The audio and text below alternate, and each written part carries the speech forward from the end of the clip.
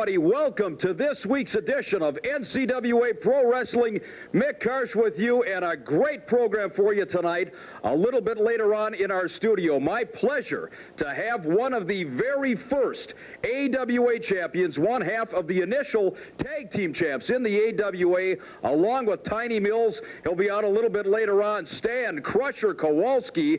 But right now, we're going to take you back to some great wrestling action from Fridley 49er days, the Masked Professor one-on-one with Horace the Psychopath, after which we will talk to the Masked Professor. Here we go. Ladies and gentlemen, this is a one-fall event scheduled for 60 minutes. Main event of the evening is the Heavyweight Championship, featuring first, from places of higher learning, weighing 265 pounds, the man that roams the ring with a grace of a gazelle, the individual with an IQ of over 200, the NCWA Heavyweight Champion, the Masked Professor. He is accompanied in the ring by his manager, Carmine Barana Jr. Okay, I want all of you low-life losers out there to sit down, shut up, and show some respect. Quiet! Listen! The Professor, the master of the Oriental Heart Punch, has a few words to say. Now, this don't happen often, so keep quiet.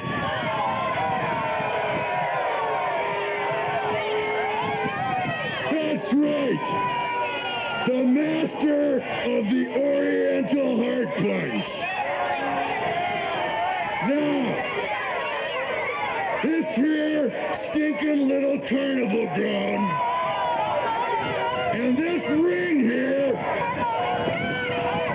are the Masked Professor's classroom. If any of you got something to say, you raise your hand and wait for the professor to call on you.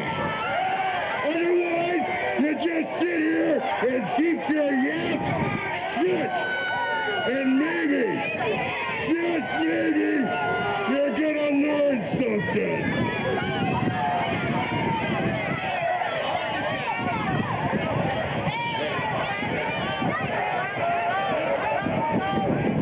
His opponent, weighing 225 pounds, from places unknown, the challenger for the NCWA Heavyweight Champion, Horace the Psychopath.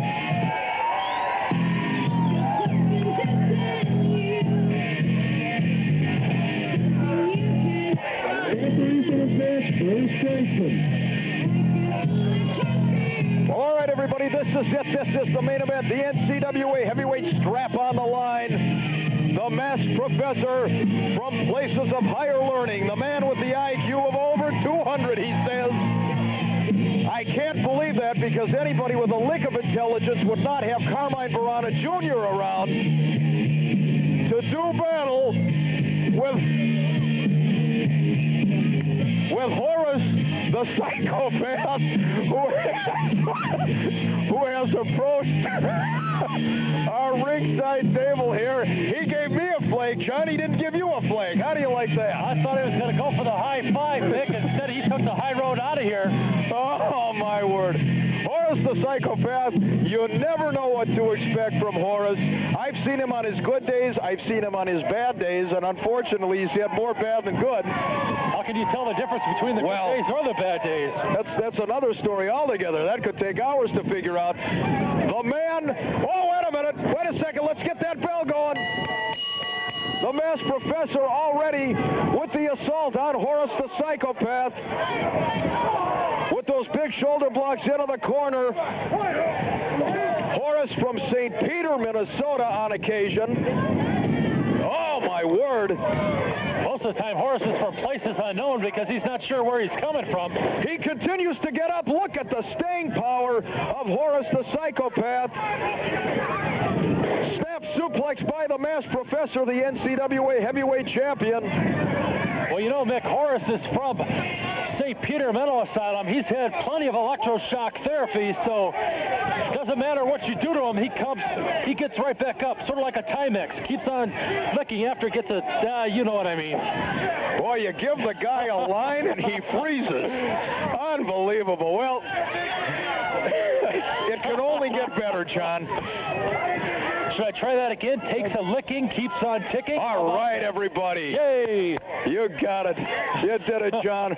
All right, in the ring, ladies and gentlemen, Horace the Psychopath trying to mount an offense over the top, trying for the sunset flip. Oh, but right to that rather glistening cranium of Horace. The masked professor delivered that clubbing shot. Referee Bruce Kreitzman admonishing that. Ugh. Every time I look at him, I want to reach for the Pepto-Bismol. Carmine Barana Jr. Have you ever met Barana Sr., just out of curiosity? No, but if it's anything like Junior, I don't want to meet him. Well, let's hope something like that is not hereditary, or we've got another epidemic on our hands. Talk about a one-man plague, Mick. Oh, I like that. The masked professor, ladies and gentlemen, technically very, very sound, but what a brawler in his own right. A monster of a man, well over 6'4", in about that 260, 270 pound mark. Always with that mask. It is his pride and joy. It sticks to his head like a second skin. Many a wrestler has tried to figure out the identity of the masked professor. He still rules the roost. He's still at the top of the ladder, looking down at everyone else. That's right, Mick. When you're mentioning his mask, I've seen him arrive at many arenas hours ahead of time, always with the mask. He's never been seen without it. Of course, it looks like Carmine. We don't want to see him without the mask. Well, let's hope not. For crying out loud, one of those is surely enough. Surely, you see what you did to me with that keeps on ticking crack? Diva. That's all, folks. Well, oh, look at Horace.